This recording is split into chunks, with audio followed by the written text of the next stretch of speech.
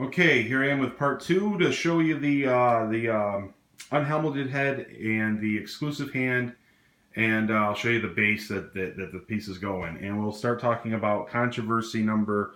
Where are we? Number four. We'll get into it, which was that the unmasked head, which I think turned out pretty well, but it had its controversies. And one of the main controversies is the mandibles going completely together like this. And never in the Predator films are they completely together. In Predator 1, I should say. I have no idea about the other Predator movies. I like Predator 2 all right, and that kind of could end there for me. Anyway, so they are, and then they're basically fused together, which looks kind of goofy and takes away from the quality of the statue. I think the head sculpt is great though. I think from here up, it's about perfect. I think it's very film it looks like Predator came off the screen. I mean, I'm looking at the movie and then looking at my statue and going that looks really good, especially right before Arnold calls him one ugly effer. And I think it looks a lot like that. I think they did a good job. It's not picking up like it does in real life. So the spots here, I mean, they look really bad on video. I'm not gonna lie, they don't look as good, and it looks kind of goofy. But in person, it looks fine. It blends in better with the other paint, so it does have more of a blending that's going on.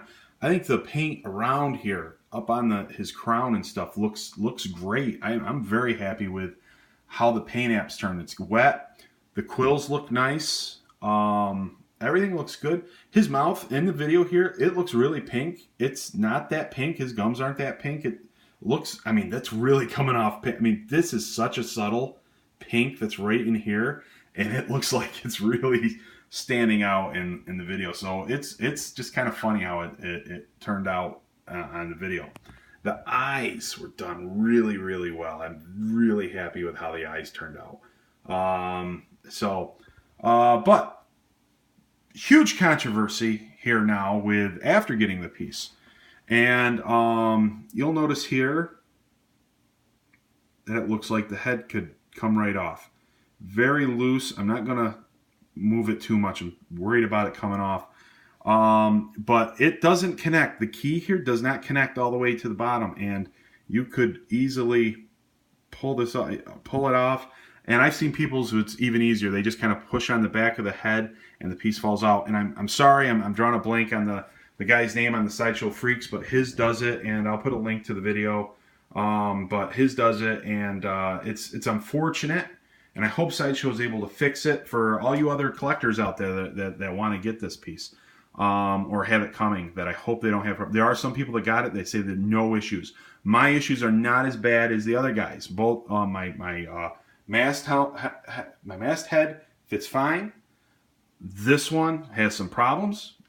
Other people both have problems. Some people have this one that's just falling right off. So I'm a little luckier. But anyway, be aware of that. When you get it, test it out, see if it's going to fall off. I would trust mine to be able to put on my shelf and knock into it, and probably, I'm giving it a good little push there and nothing happened. The other guy's video, I'm sorry I can't remember your username. If I just did that, what I just did, I think his head would fall right off. I mean, that's how loosely it was in there. But just going back, I think it's done real well. I just wish the mandibles were opened a little bit more, and I think it would look perfect. Again, the colors are not coming out on my camera as well as this piece looks in real life. The exclusive. So what are we up to? Controversy number 6. Let me see, 4, 5, 6. Yep. So it's a trophy, okay, but it's got the goofy black eye. Not a big deal to me for 2 reasons. One, it turns out that I like the regular hand better anyway, but I think it's no big deal because for me, at least, I don't display it, above eye level. So I'd have to get down and really and then it doesn't even look as bad, that way. But otherwise, I think the paint actually turned out looking pretty good. It's gory and it looks good. I mean, I no real complaints except for that eye, and I've got some I I got some red blood paint, so I might fill it in. I might not. I might just leave it alone. I really don't care. I think this is actually going back in the box after I'm done reviewing this and taking some pictures. So, yeah. So that was controversy number 6. Here we go. Controversy number 7 is the base that comes to hold the head. Now, first of all, let me just say this. Sideshow doesn't have to do this. I think for the price, it's nice that they do. But it's bad. I mean, it looks goofy. It's supposed to be jungle or swamp, and then it's got like some swamp mucus or whatever falling out of here. It just doesn't. It just kind of looks thrown together. The Predator 2 did a much nicer job with having a display area for it. I mean, if I take this, I don't think I can get it off in the. I ain't gonna try too hard. I'm not breaking it. It's really hard to tell what it's even supposed to be. This is at least supposed to be part of the ship. So I mean, but no big deal. It's a place to put the extra head, and I think it's fine. I like to display it. So I think it's goofy, but it's fine.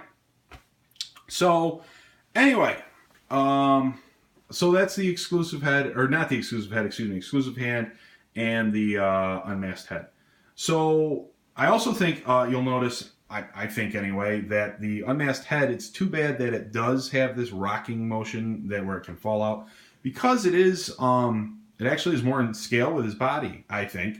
He doesn't have that bobbleheaded look that his helmet can somehow give him also. And again, his helmet, in person, it's not quite as bobbleheaded looking. So it just really kind of depends on the angle you're at, and I don't know. Like I said, the one angle I like it at, which is kind of Predator looking from the side, I think it looks great. So, is it worth the money? I've said this on all my videos anymore. I don't think any of these pieces are worth the money. I just think it's getting out of hand. I had reward points to use on this, so I got it, and it is a nice companion piece to the Predator 2. I'm a bigger Predator 1 fan anyway, and my son is a huge Predator fan, so these were kind of purchases for him also. I mean, he loves the Predator 2. That's his favorite of the Predator characters. He actually likes the Predator 1 statue more. He likes the pose, and he likes the accessories and stuff like that. He just thinks it's cool. He also prefers the regular hand too, just to throw that out there. But my son's a huge Predator fan, Alien fan, and bringing him up right. He loves Godzilla and all that good stuff. So, but he was happy. He thinks they look good. And like I said, these are kind of purchases just kind of for both of us. Like, when the fingers came in broken, he kind of laughed and he said, "Sucks to be you," or something like that. And I was like, "No, sucks to be you, because you're going to get these one day." So, but like I said, hopefully Sideshow does the replacement. So anyway, happy? Yes, I am. I think it turned out well overall. I just wish that head wouldn't have the problems. That's my biggest thing, is just, you get excited, you buy a piece like this, you don't want something to happen like that. And I know a lot of people that come down on Sideshow and they're like quality control, and I don't know what to say about that. I don't know how they do things over there.